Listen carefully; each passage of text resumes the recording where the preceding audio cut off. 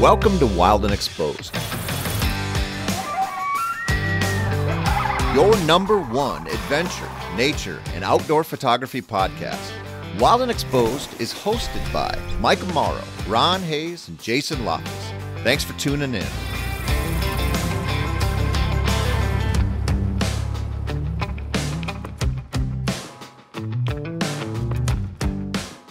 It's great to be back together. It's been a week, a hectic week on this end. Jason, I know you had a trip that you finished up, and we'll talk a little bit about that. But Mike, what have you been up to? Trying to get these podcasts set up so that we can run them on YouTube. Make sure you go back and take a look at those, because Mike and Missy's always working hard. The two of them have been working on getting these edits put together so that you're not seeing just what we're talking about. You're not seeing just the talking heads, but you're also seeing the images that we're discussing, the shooting formats that we're discussing, those types of things to help kind of give you a visual to go along with the audio podcast format. Jason, besides finishing up the big trip, you've been back to work, but I'll just jump right into it. How did the end of it go? So the last day was actually a really productive one, especially for only having a half a day to do any shooting. As I mentioned in the last podcast, I was hoping to be out to the Pebble Creek area by sunrise. I actually was able to get up and be out there by that time. I didn't see anything really to start off the day, and the day ended up being kind of another one of those bluebird days, which is, not necessarily what you're looking for after that early morning light goes away. So I went ahead and did my rounds. I'd actually caught a hint came along through checking my phone that there was some wolf activity at the north gate. And some of the comments were of the nature that this could be like very close to the north gate. So I whipped over to the side of the road and I contacted a very good friend of mine who's always in the know and asked her to do some checking for me. And she told me very quickly back that I needed to get to the north gate. Get your butt up here. Hold on a sec. You're in Yellowstone, so you're at Pebble Creek when you're doing all this. Does your phone work out there? Let me clarify. So I get service through certain areas, right? And most people do. And there's a couple areas, one by Slough Creek and one there by Little America, that both have some pretty good service where you can actually, check some, you get some internet service, not just texting. When I stopped there, I checked it, and I can't remember what spurred me on to the fact that these wolves were at the gate, but I caught wind of it somehow. I can't remember if it was a text or what. But anyways, that's how I was able to get a hold of Julie and get her to give me some information. And she was awesome. She just right on it. She literally said, hold. And within 5 seconds, I had a text back saying, get to the north gate. So I'm in Little America, which is an easy hour from the north gate. And I'm just thinking, man, there was the whole pack, the whole Wapiti pack was on a carcass. The main pack was up in the tree line, but there was 5 wolves that were down low on this carcass.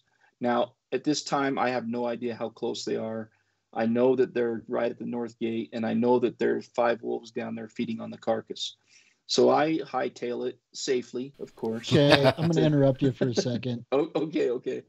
This is complete bullcrap, because I thought when you said I had a good last day, it was on the tail end of, I haven't seen squat. So I thought, oh, cool, he got into some fox. Well, there was no hint given that there was 5 freaking wolves on the side of the road. Well, just bear with me. So I hurried over to the north gate. I got to, it was actually just the first pull out as you enter the north gate. And there was wolves. I could see them, but they weren't nearly as close as I had been led to believe. So it was cool to see them. There really wasn't even, in my opinion, a video opportunity. They were a little too far out. They were probably 300 yards out. And I could see the wolves at the skyline or up along the tree line with my binoculars. And they were actually moving away from the carcass by the time I'd gotten there. But needless to say, it was still a pretty, interesting encounter.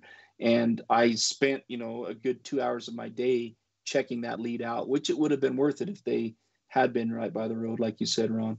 So that still didn't pan out. It was still cool to see the wolves.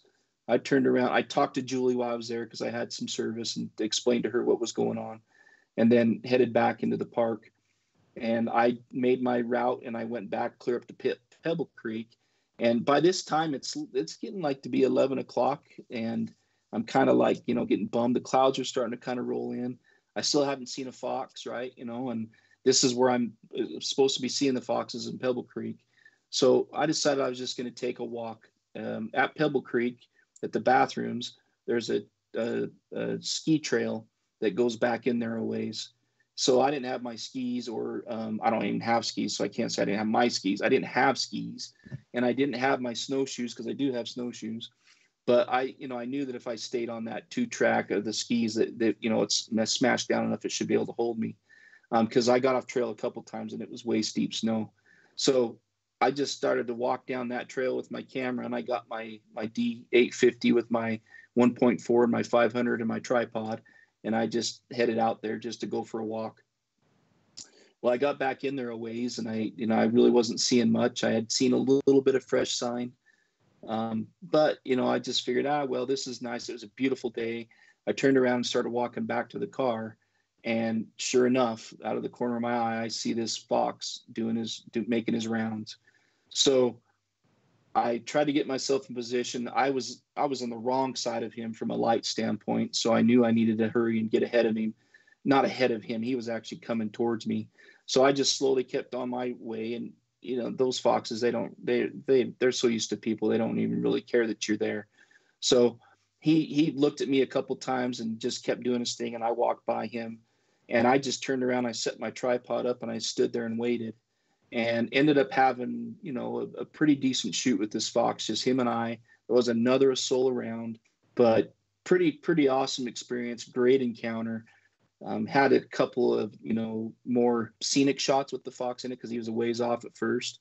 And then as I tried to predict, the direction he was going, he got to the point where he got to be some full frame. And it was just really cool because all whiteout conditions, no tracks in the snow at all. And this beautiful red fox, going across in front of me, looking at me, giving me the look, and the whole 9 yards. So pretty cool encounter, a pretty cool way to end the trip. And then I just, hiked back to the car and packed up all my stuff and sat in the car and was like, see, persistence pays, I tell you. Was he mousing, or what was he doing? What was that fox doing? He was mousing. He was looking for food. A couple times. The problem is the snow's so deep that he couldn't actually mouse, right? Like where they usually do their big dive. That would have been amazing if I'd have been able to get that. But he was digging, so he'd dig a little bit. And I didn't get any good stuff of him digging, because what he was doing is the snow's so deep, he was actually going up to the base of the trees and stuff, and the base of logs, and he was digging in those areas. Because the snow's a little bit less deep there, and that's where the critters probably that he's looking for are hanging out more than likely too. So, but yeah, a couple times I got off that track as I was getting excited and turned around, and I was up to snow waist deep pretty quick. But yeah, what an awesome encounter. I mean, what a way to end the trip, right? That is awesome. Sure. And it is totally right. The last time I did that, when I was walking on those tracks, and the minute you get off, you're up to your waist. It depends every year, but I mean, it's incredible. And the last thing you want to do is run up against a buffalo coming the other way on those trails, right? Because they're going to walk down that same trail too. Yep. I've actually had a standoff with a bison on one of those trails before, and it's one of those moments where it's like, no, you win. I just need to give me some time to get out of your way. Yep. The time that I did it, it was like a standoff, just like you said, and that bison was not going to move, and I was hoping he was going to move, because I knew the minute I stepped off the trail, and it's hard. It's like you said, give me a minute, because even to get 2 or 3 steps off, it's a lot of work. And I got as far as I thought I could. He would be comfortable, or the bison would be comfortable. Yeah. But it's only 3, 4, 5 feet away, and sure enough, once he felt I was off far enough, man, he just came walking right by like no big deal. But they're so big that it gets your blood. It's intimidating. Pumping. It is. Oh yeah. They're huge. I mean, because they're I think those encounters when they go bad, is generally somebody that just doesn't pay attention to body language, doesn't understand they're pushing it with the critter. And those bison, they don't want to hurt you. They don't want any part of you. They just want you to get out of their way and, let them use the path that they're using. And every encounter I've ever had has never gone awry. And I think it's all about just giving them their space and, letting them do their thing. If you do that, in my opinion, you're not going to have any problems. I agree. So you sent on the last podcast when I was editing and putting in images, Missy edited all the audio, and then I went in and I was adding these images. I didn't add, you had sent footage of a fox on that carcass that you had found. Yes. But I didn't put that in because I thought, well, maybe that's the nugget that he was going to tell us about. So, but that fox wasn't the same fox that you were shooting. So let me back up actually to correct my story a little bit. That fox was actually on that carcass that morning. So I didn't mean to lie, but I lied.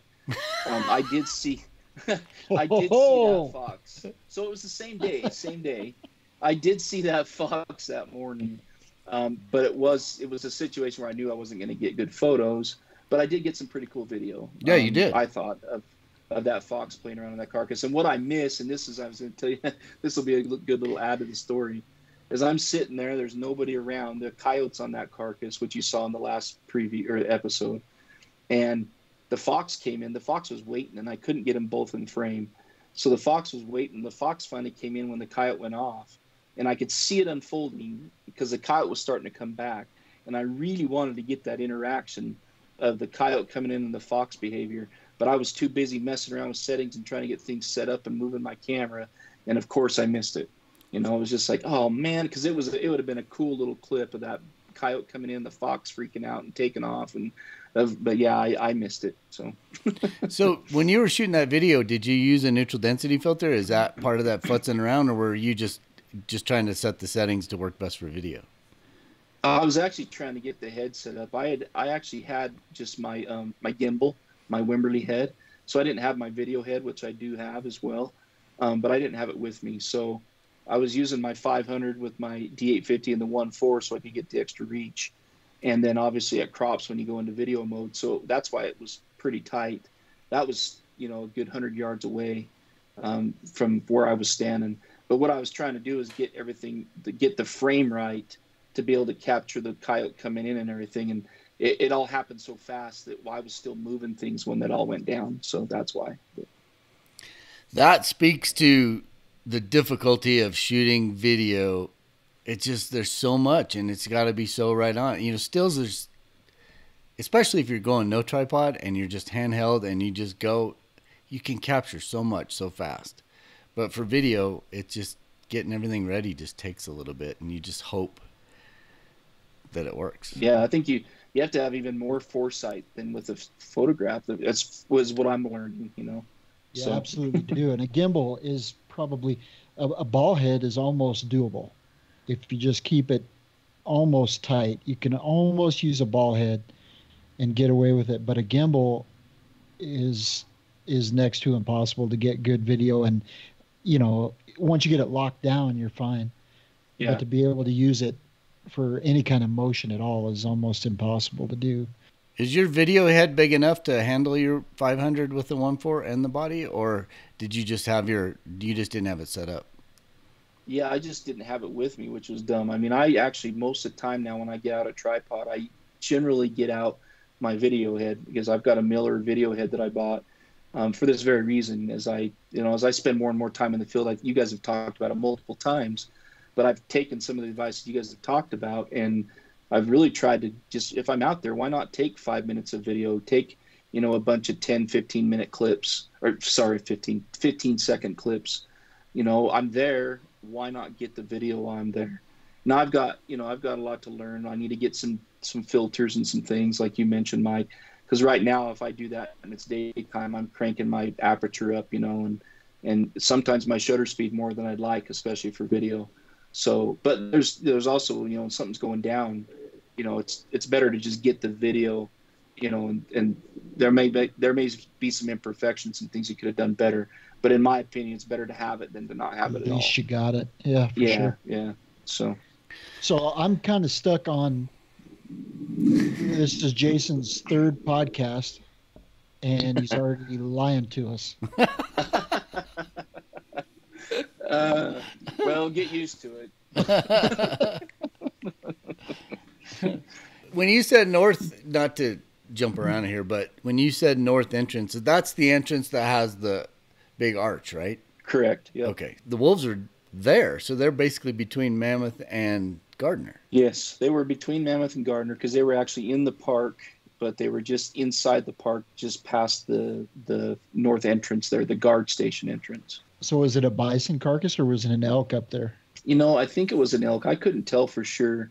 But the other thing that goes on, and I think we talked about it last time a little bit, but that time of year, they're doing a lot of those bison hunts, that the local tribes and that can come in and cull the herd and try to take some game meat home for their families. And I thought maybe it would be, there'd be some gut piles or something that maybe the wolves were hitting, but that wasn't the case. It was definitely a carcass. And I think now the rules have changed a lot on that, where they have to take a lot of the body parts and with them. They can't leave a lot of the parts. They can leave the gut pile, but they can't leave a lot of the parts. So I think that's changed because a lot of times the wolves and that would come out of the park and start hitting those carcasses. And I think it was causing some unnatural behavior that, the park wasn't really wanting to have happen. So, Right. So they just continue to ebb and flow and change their policies and that to try to accomplish what's best for everybody, right? And I think they do a pretty good job of managing those things, in my opinion. But that is a good rundown on that trip, and it was super fun to edit what you had got. And the images that you, just to revisit that last podcast, those bison images were cool. The ones where you had them walking up and over that ridge or, coming over that hill towards you, that was pretty awesome. And it was hard to know. There was a couple in there. I wasn't sure if it was that same day or another day where you shot. There were some that were obviously shot another day, but there were a couple in there where you had some really tight shots, and like two bison were almost interacting where a big bull had his head tilted. That was a super cool shot. Yeah, thank you. A couple of those that you were actually talking about was, I think we mentioned on the other podcast actually, and it was when there was a young bull that was harassing that cow, and it was behavior that I hadn't seen that time of year, and he was acting almost ruddy to the point where he was running her up and down the road. He was diving her into the snow. He just would not leave her alone, and so that was some of the images I captured from that encounter, which was, a couple weeks prior when I had my daughter with me. That light was super cool. And we talked about exposure last week. And one of the things that in looking at those images, because I hadn't seen them until I saw the YouTube video, and looking at some of those images, obviously it was a scene that was pretty deep. Run down for our listeners your thought process when you're looking at, bison strung out, not just all lined up in one focal plane, but what goes through your mind exposure wise when you're looking at that deep scene that you're trying to maintain focus on. Yeah, that was real tough, and I actually blew that. I mean, I edited that one photo, but I wasn't. So in a photo like that, my experience is, at least what pleases my eye, is that front critter is the most in focus. And then everything else kind of fades, right? And I actually missed it. I think the second bison in that photo was the one that was the most in focus. The front one was a little bit out of focus and the rest tapered off. But you're right, and that just unfolded quickly. If I'd have been doing it right, I would have cranked my aperture up as far as I could, and I'd have backed up some if I could. In that situation, I couldn't have. But I'd have tried to get more separation, and I would have tried to crank my aperture up and sacrifice some of my other settings in order to be able to get that depth of field. And I still think it can be a cool image, but in that image itself, I actually am kind of bummed that I missed it. I really should have had that front bison the most in focus. And I know it's all personal preference, and sure, there's rules and all those things, right? But from my eye, what pleases me the most is I really wish I'd have got that, that front bison in the most focus. But so is this the image that has the 3 bison in it, or is this the image that has that long line of them? The image I'm talking about is the one that has the long line in them. I don't know if that's the one Ron was talking about. That's the one I was discussing. Yeah. Yeah. And I think that brings up another good point because, and my mentor used to say this all the time: F8 is not F8, it's not F8, it's not F8. Yeah. So if you're close up to something, F8 is a lot shallower than if you're 100 yards away. Yep. Yep. You know, if you're 100 yards away, shoot it at 5.6, you may have multiple animals, even though they're strung out like that, Yeah. in focus. But Yeah. if they get close, it's a lot shallower depth of field. So as you work that, and you know, that I like your comment about creating some space, because you're going to get more in focus. So you're backing up and increasing your focal plane, basically, is what you're doing. And that's a real good point. So if you don't want to shoot it any more closed down than what it's at, use your feet, you know, and that can be done both ways. You can zoom with your feet, or you can increase your focal plane with your feet just by backing up. I like that point. Was that with your 500 or was that with your 2 to 6? That was with my 2 to 6. And I, you know, everything, like I said, it's one of those where I saw it and I was like, oh, that could be a cool shot. And it wasn't going to last because they were on the move, you know, and I didn't have a lot of options to do much else. So it was one of those jump out, grab the shot, do the best I could with what I had. And then it was over because I just right place, right time. But, you know, but the point's valid still, right? I mean, if you have the time, then, you know, create that separation. And there's actually calculations you can learn. I don't know them well enough yet. I really wish I did, because you can actually understand what your focal plane is at f8 at certain distances. Mm-hmm. And if you know that in your mind, you can actually be a lot better off and know that what your focal plane is at f15 or whatever.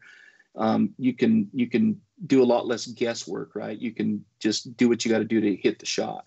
But I just kind of know from experience and from what I've seen in my images and building that mental database, like we talk about, of what I kind of need to do to try to get more of the animals in focus. But so I had a conversation with a photographer the other day. She actually lives right across the street, and we got into this big conversation where when she was assisting 25 years ago, all these pros are like, okay, well, you just got to assist long enough to learn the craft from a pro.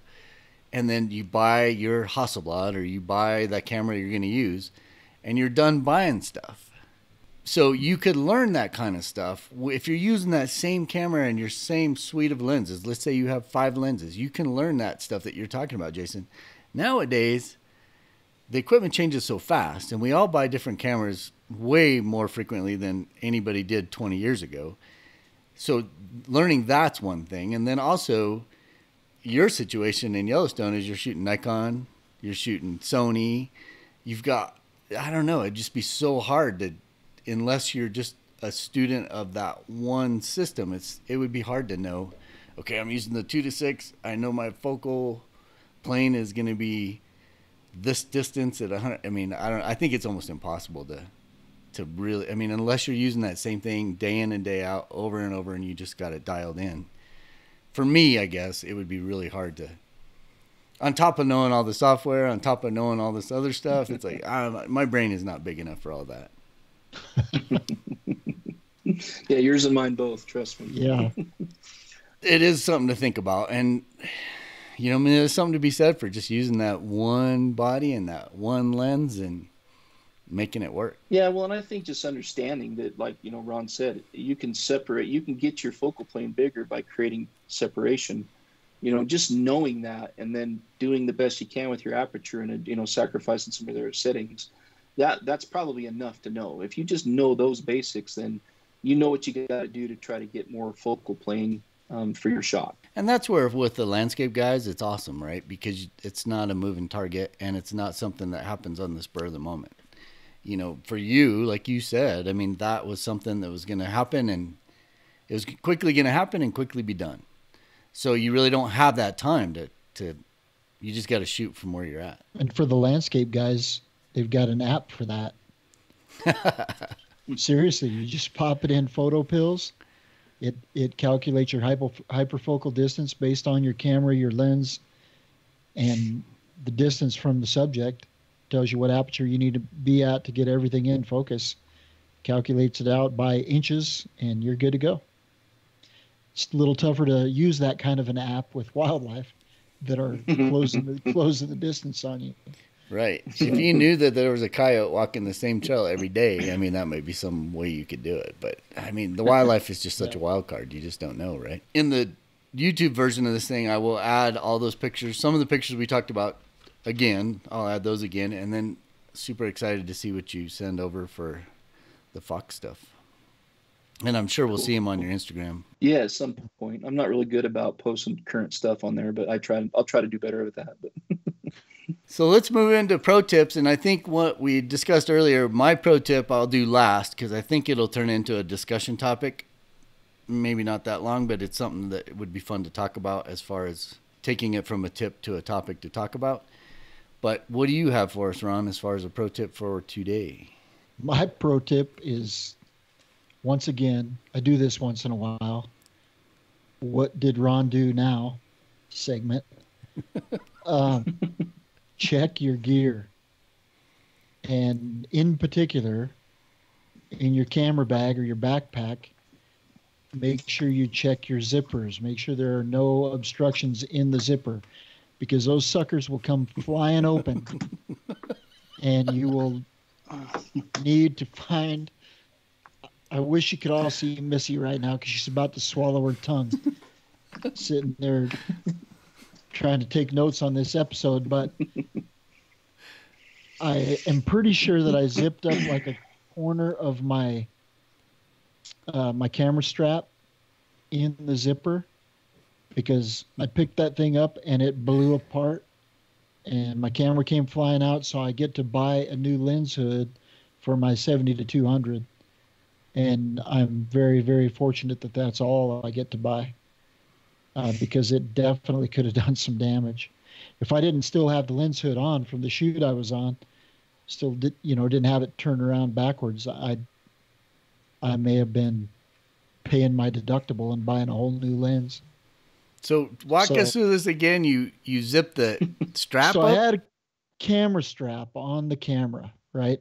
And typically I take that sucker off before I put the camera away and just put the strap in whatever duffel bag that I have because it does take up a little bit more space in there. And with the bag that I was using, it's got enough space for the 70-200 and the 850 with the battery grip, but not much more than that. So as I zipped it up, I didn't realize, I kind of had because it's a tight fit, I had to push the two sides together. And so I was focusing on that corner of the camera where I had to push my bag together. And I didn't see that down below that, there was part of the strap that was zipped up.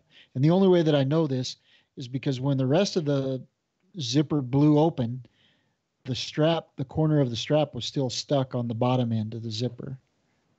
So I know for absolute fact that that's what happened. It wasn't a malfunction on the bag's part. It was my obstruction. So make sure you're being careful with your camera straps. If you're putting them in your bag, don't let anything get zipped up in the zipper because it could end up costing you a trip if that happened at the wrong time. Can I just add to that? Please do. I hope you have a similar story. I do. Only I didn't zip anything up. But, we get excited. We're out in the field, right? So I was super excited. I happen to be using one of these square, like, carry-on style bags. And a lot of times I'll just set it in the back seat. And it's got a big zipper on the front. And you just flip that lid open. And you quickly got access to all your stuff. What's happened to me, it only happened once bad, but it's happened more than that, is you'll be out in the morning, you'll unzip it, leave it unzipped, and you're grabbing your stuff out of there all day. And then when you get back to wherever you're going, you pull the bag out and you forget to zip it. And just like what you did, one day I pulled that bag out and I went to fling it over my shoulder and both bodies just went flying out and landed on concrete. And I was buying new bodies at that point just because they both were destroyed. The lens mount broke because they both had lenses on it. So yeah, I mean that you can't, now I don't do it. Well, after that happened, now before I ever pick up a bag, I'm always checking that zipper just because of that one lesson. But it's so easy to do, and it's easy to do, especially when you're excited. When something's happening and you just don't even remember, it's all second nature just to get out, quickly unzip and grab your camera and shoot something, but you don't really remember to put it all away before you grab it and go for the next thing. So, no, it's happened to everybody, I'm sure, but it's a good good thing to stay on top of. I quickly decided that the zzz and then the sound of crumpling plastic is about the worst sound a photographer can hear, because you know exactly what just happened. The zipper just ripped and we're done. So, yeah, I lucked out, to be honest. How about you, Jason? Let's get off this topic. Well, I don't have a lot of room to talk. I'm the guy that dropped my Nikon D810 and my 2-500 on the concrete, right? And I can't blame it on a bag or a zipper or anything. So, did it just fall out of your hands or fall off a seat, or what happened? I was wearing my gloves and I stepped out of my car and I had it in my hand off by the foot. And as I'd come out of the car, it just slipped right out of my hand. So, yeah. When I hold it by the foot, because I've had close calls like that, I've gotten in the habit of either hooking my thumb or my pinky or my index finger all the way around it, so that baby's laced in there, because it does get slick, especially with a glove on, with just the foot of the camera, or just the foot of the lens, excuse me. It slides out of there pretty easy at times. So where was this pro tip in November, Ron? That unfortunately is just one of those that I had to learn by experience. So, all right, Jason, what do you got for us? Well, I've got a little bit different one today, and I've talked about this on my account before, on my Instagram account. But this is just a trick I've learned, and I think it's actually kind of fun to do. It's fun to do as you're learning your photography, and it's actually fun to see how you progress year after year. You guys talked about the slow season and editing season a lot. And for me, as we talked, I don't really have like an editing season necessarily. I actually really do try to stay on top of my editing shoot after shoot. And I'm not always successful, but I really try to do that. And that's just a little bit of an OCD thing for me. It drives me insane knowing I have images there I need to edit. But so when I get the slow time for me around Christmas time, the first part of the year, I always like to take and go back through my images for the year, and then I'll go on Nation's Photo Lab or Bay Photo or whatever. Pick your poison, Costco, whatever you want. They all have different options, and I try to go through my images and just pick my favorite images from the year, and I try to go through all the main shoots I've done and just pick one or two images from. And this could be not just images that I've taken, but it also would include things like family trips that I've gone on and just things that I've done where I have images from, and I create myself a photo album. And what I've been doing this now, this is the 4th year I've done it. And it's really kind of fun to go back and look through those things and see where your photography mind was at that time, what you thought were good images at that time, and how that's progressed year after year. And I've actually got one here. It's not going to be really good. This is actually a pretty good size one, but I can just kind of flip through it real quick with just a couple of pages. But so it's just kind of fun to go through and what are your favorite images? Why were those images important to you? And it's basically just scrapbooking, but you're doing it on the computer. This is an example of Hawaii. My wife and my son, we went to Kauai in March last year. We did some whale watching, saw some monk seals, just different critters. And of course, they got the chicken there. Can't have a trip to Kauai without a chicken. So anyways, that's a hardback book. That's not just a photo album. That's like a nice little memorabilia kind of thing. Yeah, absolutely. And the nice thing is that if you do it with the right companies, they'll save the profile. And if you ever, have something happen, you can always have it reprinted. And the other thing with this is, it's a lot of times that time of year, they're running specials where you can get, 25 to 50% off. So it saves you some money to have them done that time of year.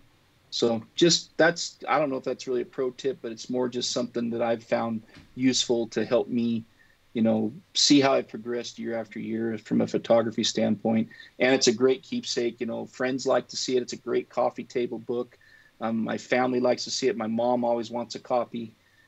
She's just being supportive, of course, but but she loves it. She likes to flip through it. And when people come over and visit, they like to flip through it. So So yeah, just kind of a fun little thing. I think that's a pro tip on a variety of levels. I mean, I think just having that retrospective type of look 3 or 4 years ago is pretty awesome, because that's a good way to see if you have improved, or see what you've changed, or see how you've grown, or see if you've kept the same thought process. Also, for the family part of it, that is like, I mean, those days don't come back. And I did a similar thing not too long ago where I don't know, I was editing pictures for something, and I thought, you know what?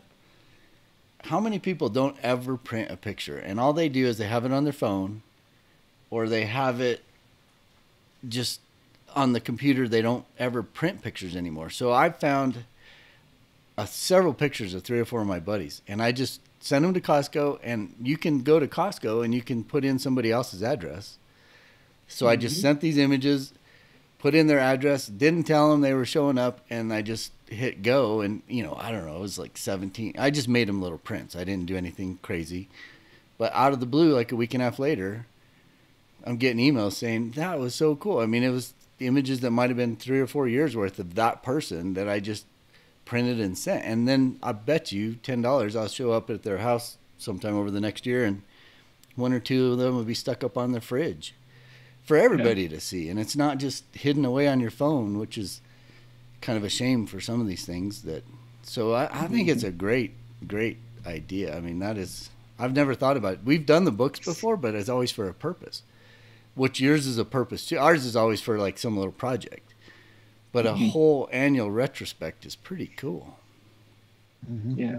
So you used Bay Photo for that? Yeah, I've used Nations Photo Lab in the past, and I used Bay Photo this last year.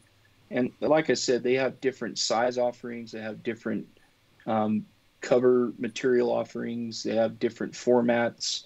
They all have different like scrapbooking tools, designs, and things like that. So I would just say go out and, you know, look at a few different ones and see kind of what you like. I actually liked what I got from Bay Photo. I think this book's a little too big. Actually, I'm having a hard time finding a place on a bookshelf to put it. But coffee table. You know, I probably would go. I'd probably go smaller. Years past, I've done a little smaller, and I think that works a little better. But it's still, like you said, it's fun because it's a good way to get a lot of images in print that you can actually see. That's not on your phone. To your point. And I'm telling you, when you get your images in print, it's just cool. There's something cool about seeing what you created in print. It's just different. And it's actually kind of fun. It's like, wow, that's kind of cool. Wow, that looks really good in print, you know? And it's a good way, I think, to get an idea of how it might look if you decide to print those images at some other point on a larger format, you know? So you'll have a good idea what it's going to look like in print, so you can trust to say, oh yeah, that one should print no problem, you know? So the other thing that amazes me is you can even take a shot that you took with your iPhone and throw it in there, and it oftentimes stands up to, you know, an image that we shoot with our DSLRs. Missy did a book for her granddad of nothing but, he's 95 years old, and he loves looking at wildlife pictures and just wildlife excursions. And so Missy put together a book with nothing but iPhone pictures, and you would have never ever guessed that an iPhone can do that kind of quality. So yeah, that's such an awesome tip. I'm glad you said that. I'm glad you put that out there. I think you should do that one again in November. Yeah. I think we should keep that on the radar, because that is one of the, you're right, with the sales, and then just that time of year where you can actually gather everything from that whole year. That's an awesome tip. Print an extra one, give it to your mom for Christmas because she's your biggest fan. You know, and she probably is listening, because now that I'm a part of the show and that one, you're right. I will do that moving forward, Ron. Yep. Yeah, I need to do that myself.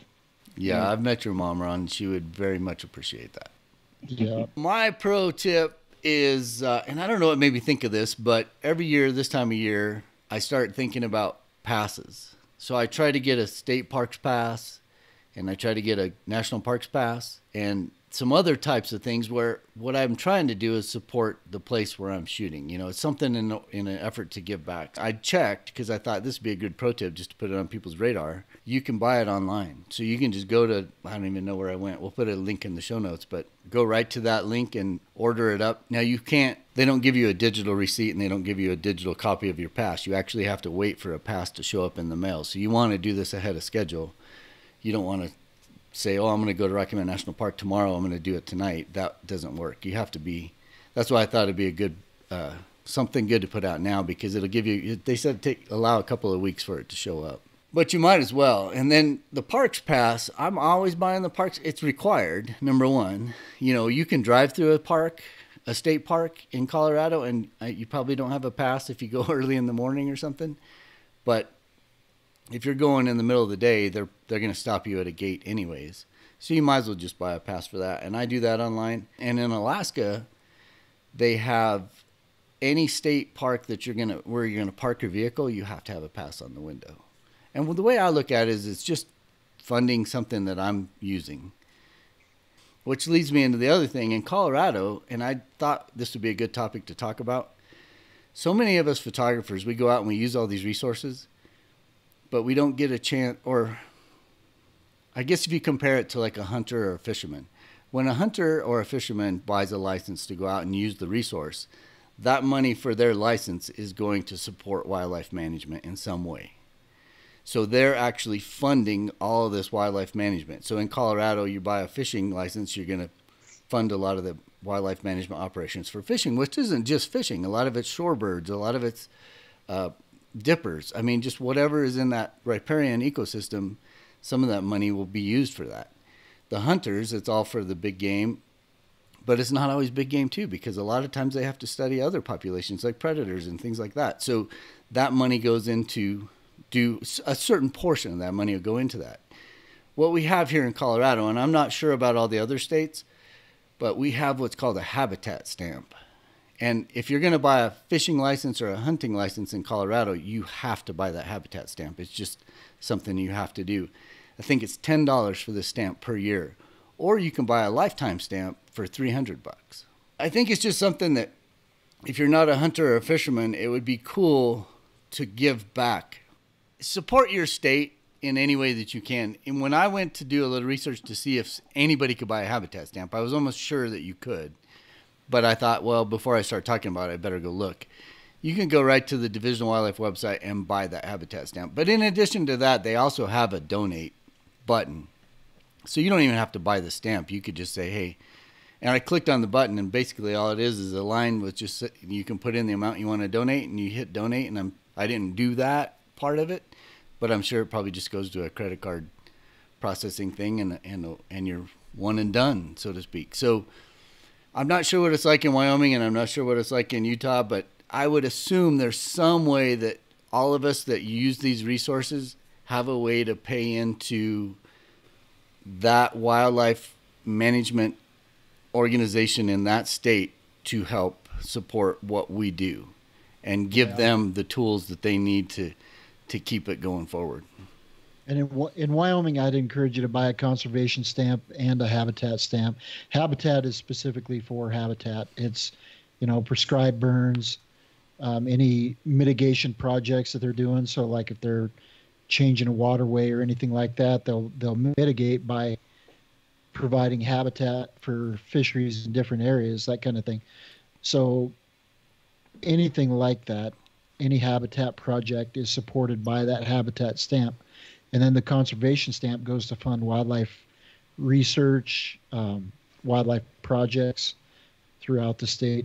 And above and beyond that, I know Jason was going to talk about something else, so I'll let him, I don't want to steal his thunder, but I'm going to fully agree. Before he says it, I'm going to fully agree with what he's about to say. Oh, now I got to remember what I was going to say. Pressure's on. Yeah. No. So in Utah, we don't have the conservation stamps. I think there's some upland stamps and some things like that if you're hunting birds and things of that nature. But you don't have to be a hunter to buy a hunting license or a fisherman to buy a fisher license. just you can go buy a license and support that. That money goes back to support the DNR folks and the folks that are out there doing the work on the ground for conservation. Another way to support those efforts is to support your local, or not just your local chapter, but any chapter. It could be RMEF, it could be any of the conservation groups, Ducks Unlimited. It could be supporting the National Turkey Federation. It could be, or the Wild Turkey Federation, any of the organizations, Mule Deer Foundation, so on and so forth. Another thing you can do, in my opinion, is buy a duck stamp. And I don't know how many of the folks on here follow Sam Solholt, but Sam Solholt has a big initiative that he pushes, and he's actually doing. He did the public land bus this year. He's doing a public land van, and it's kind of fun to watch him do that, which is all supporting our public lands, which is a big thing that we benefit from as photographers as well. And supporting any of his efforts through the public land tees or his website, or buying a stamp through his efforts every year. Now he's started a thing where he's trying to push buying duck stamps to support waterfowl conservation. Any of those things. I mean, if you've got kids that they like to collect things or whatever, have them start buying them each a stamp every year as part of their Christmas gift or whatever, or birthday gifts, and help them get a book going and create, let them collect duck stamps, for example. I mean, there's a lot of ways you can do this, and I think a lot of times we forget as photographers only that hunting and hunters are really what support conservation in this country. And our conservation model is the envy of the world. We have a lot of resources that we enjoy, and our public lands are the envy of the world. That's something that I think a lot of us take for granted, and we all need to be doing our part to support those initiatives and support those groups like backcountry hunters and anglers and some of these other organizations that are fighting for our public lands and for the right that we have to access them and to enjoy them in whatever means it might be, whether it's photography, backpacking, four-wheeling, hiking, you name it. Everybody enjoys the benefits of those. So we all, in my opinion, should be contributing to that in some way, shape, or form. Sorry, I'll get off my pedestal.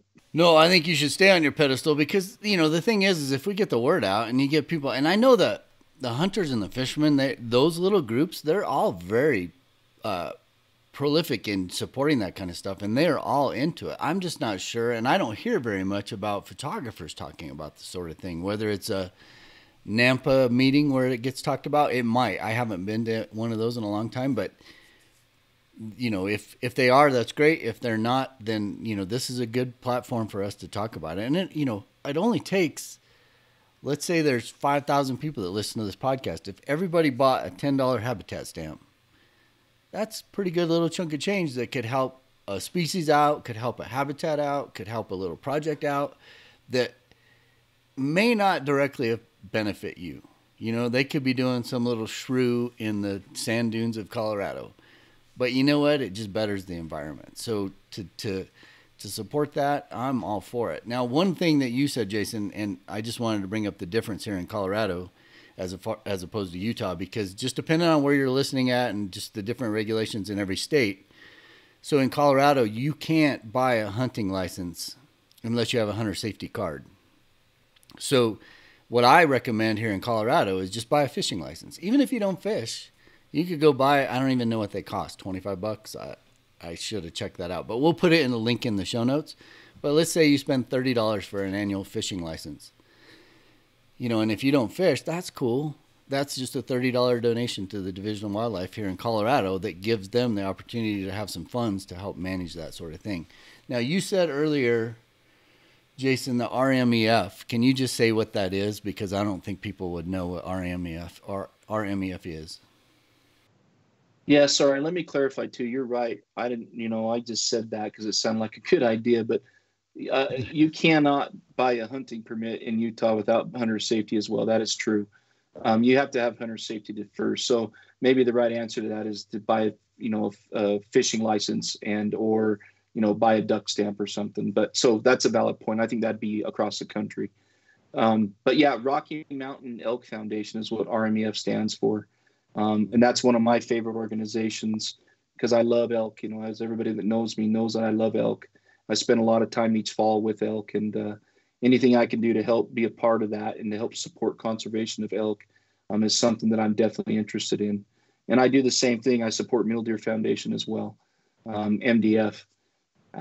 So yeah, any of those organizations are going to be, a good way to support conservation. There's one for sheep. There's one for turkeys. There's one for fish. There's just the backcountry hunters and anglers. I would say they do as much non-hunting stuff as they do hunting. So, I mean, if you are, if you don't take a stand as far as hunting goes and you want to support a good organization, that one would be great to do. And none of these are very expensive.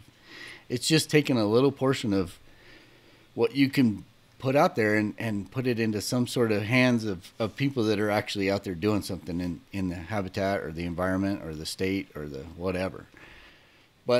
And the same goes for the national parks. I mean, last couple of years ago, I know Rocky Mountain National Park was talking about raising the fee to some huge, I don't know, it was $150 or $200. $80 for a one-time. Well, that's what it is now. Oh, for a 7-day pass. Yeah. Yeah. And then you can still buy a national pass or an buy annual an annual pass for $80. Yep. And I was all for that because, have you guys been to a national park where you're just like, oh man, this place is overrun? You go to some of these parks during the prime time, whether it's the fall or it's the elk rut or it's the flowers blooming in the desert in the springtime. The amount of people, they need funding to support that amount of people coming into those areas. So it's just all a good thing. But you know what I'd like to do is get Sam on this podcast. Mm-hmm. Yeah, that would be great. I think he'd be a great guest to talk about the public lands initiative and that. He's such a great advocate for anybody that loves public lands, Yeah, and they talk about it so much. I mean, hunters and anglers are kind of on top of this stuff. And, was it you, Ron, that sent me a message the other day that wasn't there an article in the New York Times where it said the number of hunters. Washington Post. Yeah. Washington Post. The number of hunters is dwindling every year. And that is essentially what has kept wildlife management going for so many years. Yeah, but if those numbers are dying, go ahead. Yeah, the article was actually about the impact on funds available for threatened and endangered species work that states are doing across the country because hunter numbers have dropped. The state of Wyoming, the Game and Fish Department is not funded by the state or historically hasn't been funded by the state. It's solely been funded by licensed sales. And so when you have a decrease in licensed sales, that does impact the bottom line, and it impacts the number of people that you can get out in the field, both doing research and, carrying out the determinations of prior research, whether it be prescribed burn, water development, just signage. It cuts into their ability to complete everything that they need to complete. And so it does impact in a direct way wildlife management. So what we're talking about, I think, is a great solution to supplementing that and getting photographers. And, as photographers, we'd be considered non-consumptive users. That's how we'd be classified by a game and fish official. We're not going out there consumptively. We're not taking an animal out of the field, but we're still using the resource, as you guys have talked about. And I don't want to beat a dead horse, but it does give the non-consumptive user an opportunity to play a direct role in conservation and wildlife management. Yep. And I think let's do that. Let's really work hard to get Sam on this podcast. And Jason, it sounds like you have a relationship with him, and he's been on some other podcasts that I've been involved with. So I think it would be a great introduction to our audience who may not cross over some of these boundaries like we do on some of these issues. So, okay. Yeah. Yeah. Can I just throw in one more way that I think as a photographer, you can help support conservation? Well, of course. So, and this is a hard one because I actually get asked a lot, and I don't know that I just, it's hard. You have to balance this because it does take money out of your pocket. But as a photographer, you may get asked to donate a print to banquets and things of that nature. And I try to do that as much as I can. I mean, there's a limit to how much I can do, and I think there's a limit to what any of us can do. But that to me, that's an easy way that you can help support a local chapter and help support conservation. Yeah, I think if anybody watches your Instagram feed, that you do a lot of that. I mean, the amount of money that we're talking about $10 for a habitat stamp. You're talking about putting $200, $300, $400, $500 into a printing of a print, not to mention the time it took you to go out and take that image, and then you're donating it to an organization. You're putting a lot out there. So, yeah, I mean, and it doesn't have to be a big 20 by 30. It could be just a nice little, 11 by 17 that's got a nice little frame on it, and you donate it, and they sell it at an auction, and they take that money and put it towards their cause. So, Yep. It's a great thing to do, and you are very, very, very good and prolific at doing that. I think that's something that I can definitely step up and do for sure. Hopefully we don't sound too preachy. I just think it's a good thing to at least put on people's radar and just get the conversation going, because we can all do something that helps out. You've been listening to the Wild and Exposed podcast. Thanks for tuning in.